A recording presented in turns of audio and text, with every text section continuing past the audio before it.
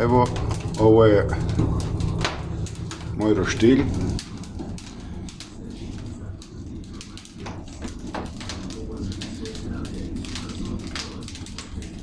Pripremamo se za ispeć peku. Dakle, ovo je zatvoreni prostor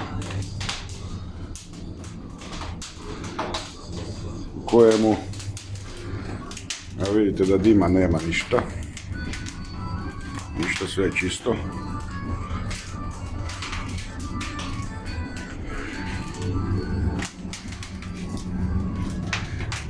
Da pokažemo sada kad ugasimo.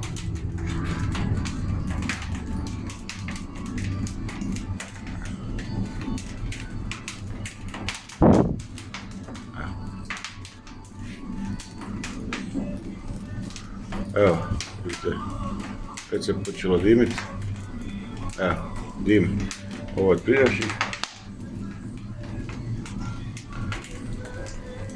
Vidite koliko se dima stvara. Sad ćemo uključiti ponovo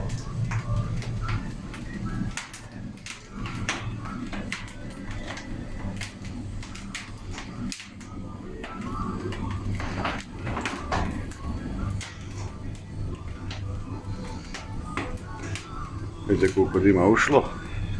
Ne znam jel se to može vidjeti sada, ali evo nakon nekoliko sekundi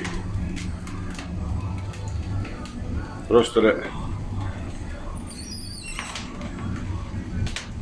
ponovo čist.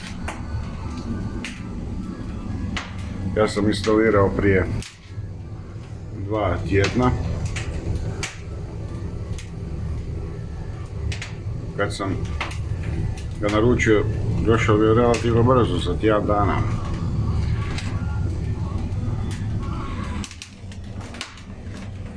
Kako gori vatra fina, evo tu ćemo, znači, idemo van. Evo instalacije gore, na dimnjaku. Znači, moj dimnjak nije u standardnim mjerama,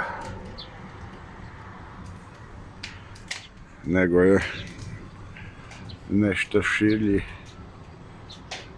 i duži, ali zato postoji ona druga solucija koja se može prilagoditi. Tako da sam prezadovoljan sa ovim uređajem, jer sad se stvarno može biti u prostoriji sa društvom i peći se roštilj, evo peka, da nema dima, da nema ničega.